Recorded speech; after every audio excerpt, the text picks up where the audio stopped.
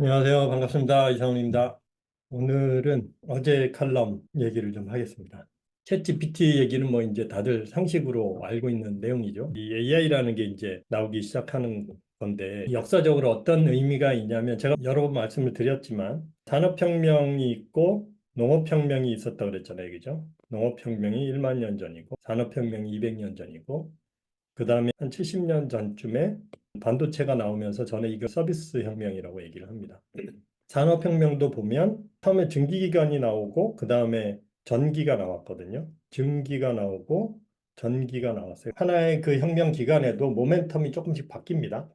그래서 여기서 이제 반도체가 나오면서 디지털이라는 개념이 나온 게 굉장히 큰 변혁이었고, 그 다음에 인터넷이 나온 게 또 큰 변혁이었죠. 근데 여기서 지금 뭐 여러 가지 방법론이 나오는데 AI도 사실은 그중에 꽤 큰 포지션을 차지하는 것 같아요. 그래서 이렇게 되는데, 그러면 여기는 제조업이 대량 생산으로 된 거고, 여기는 1차 산업, 그죠? 광업, 농업 뭐 이런 것들 1차 산업이 대량 생산 체제로 간 거고, 여기는 이제 서비스업이 대량 생산 체제로 간 겁니다. 그래서 이때 기계들이 나오면서 근데 이제 항상 이런 새로운 변화가 일어나면 기득권을 가진 사람들이 반항을 하죠. 제조업 시대, 이 농업 시대 기득권은 노동자들이었는데 이 사람들이 이제 제조업으로 가면서 자기 일자리를 뺏긴다 이렇게 생각을 한 거죠. 기계들이 들어오니까.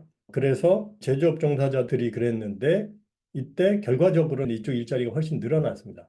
그리고 여기도 마찬가지로 지금 서비스업 일자리가 줄어든다고 얘기를 하는데 이제 결과적으로 보면 이쪽 일거리도 훨씬 늘어날 거다라는 게 이제 제가 보는 관점이고요. 그래서 굳이 뭐 이걸 가지고 우리가 고민을 할 필요 없다라는 겁니다. 그런데 이제 이거를 이럴 때 위협을 받는 사람들이 누구냐면 변화의 시기에 변화하지 않는 사람들이 위협을 받아요. 일단 제가 뭐 크게는 두 가지 말씀을 드렸는데 하나는 취업 패러다임에 있는 사람들은 일차적으로 위협을 받죠. 그래서 일자리가 없어진다. 이렇게 생각을 하는데 사실상 일자리가 대체되는 겁니다. 그러면서 새로운 일자리가 생기는 거죠. 일자리가 이렇게 있었다면, 옛날에 일자리가 이렇게 있었다면, 요만큼의 일자리는 기계가 하고, 나머지 일자리들이 또 이렇게 생기게 돼 있어요. 그래서 이쪽에서 내가 일로 옮기면 가능한데, 이제 실제 일하던 사람들이 이걸 옮기는 것 자체가 자기 숙련성이나 뭐 이런 것들이 이제 떨어지니까 그게 이제 스트레스가 되는 거죠. 그리고 여기는 자기의 어떻게 보면 역량을 바꿔야 되는 거니까 역량 자체가 변화를 해야 되니까 이게 새로운 교육을 받아야 되고 뭐 이런 문제들이 생깁니다. 그런데 이거를 창업 패러다임에서 보게 되면 산업혁명이나 뭐 어쨌든 뭔가 혁신이 일어난다는 것은 대부분 생산 쪽에서 생산성 혁명이거든요. 그래서 혁신이 일어난다는 거는 뭐냐면 생산성이 좋아지는 겁니다. 그래서 생산성이 좋아지면 비즈니스 하는 사람 입장에서 원가가 낮아지는 거예요. 그러니까 경쟁력이 가격 경쟁력이 생기는 거죠. 그래서 그런 측면에서 보면 새로운 비즈니스의 기회들이 훨씬 더 많아진다는 뜻입니다. 그래서 창업 패러다임으로 바뀌게 되면 훨씬 더 해볼 만한 게 많다. 그러니까 일거리들이 늘어난다. 라고 이제 제가 말씀을 드리는 거고.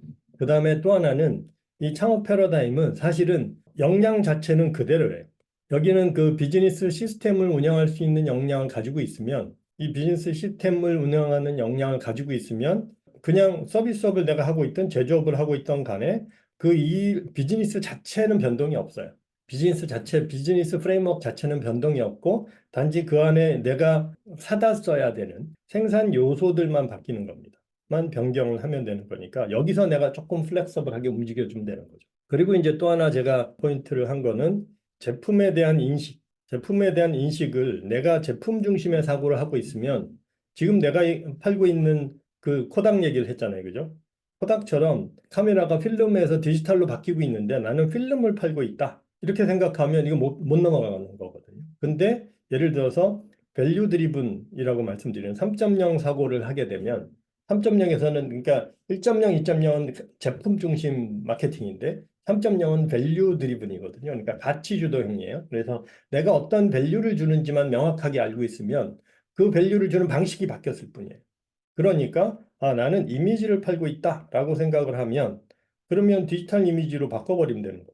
그래서 코닥은 이걸 못 넘어갔고 사실은 후지필름이 이걸 넘어갔습니다. 그죠? 그래서 후지필름이 그때 디지털 카메라를 내놓으면서 사실은 그쪽으로 확 돌아서 여기는 성공을 한 케이스죠. 그래서 이런 식으로 상품에 대한 관점을 3.0 관점에서 가지고 있으면 이런 변화의 시대에 훨씬 더 다양하게 우리가 대응을 할 수 있다. 이렇게 생각을 하시면 되고 질문들 중에 그러니까 이렇게 되는데 이걸 도대체 어떻게 해야 되느냐 AI나 뭐 이런 쪽으로 바뀌고 있는데 그래서 뭐 AI 기술을 내가 활용하고 이런 것들은 마이너한 문제입니다. 그거는 뭐 필요하면 쓰시는 거고요. 뭐 구태여 내가 뭐 AI를 지금 필요도 없는데 챗GPT를 배워가지고 뭐 할 필요는 없고 여기다 써먹을 수 있겠다 그러면 그때는 이제 활용을 슬슬 하시면 되는 거고요. 저거는 컴퓨터 배우는 거랑 비슷합니다. 그렇게 하시면 되고 내 제품에 적용하는 거는 굳이 챗GPT를 적용할 필요는 없다. 그런데 예를 들면 밸류 중심 사고를 가지고 비즈니스를 하면 되고 그게 이제 상품을 제품 관점이 아니라 제가 항상 여기다 행동을 적잖아요. 그죠? 그러니까 뭐 먹기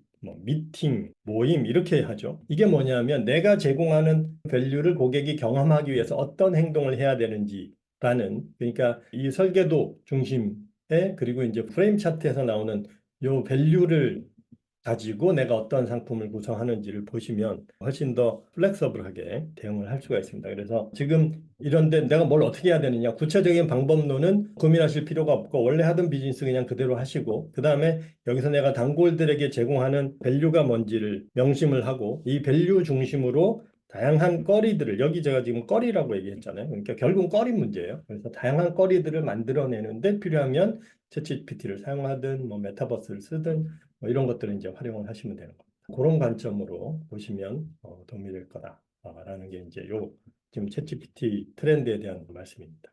이 관련돼서 뭐 질문이나 의견이 있으시면 채팅창이나 댓글창에 올려주시고요. 오늘은 여기까지 말씀을 드리고 마치겠습니다. 고맙습니다.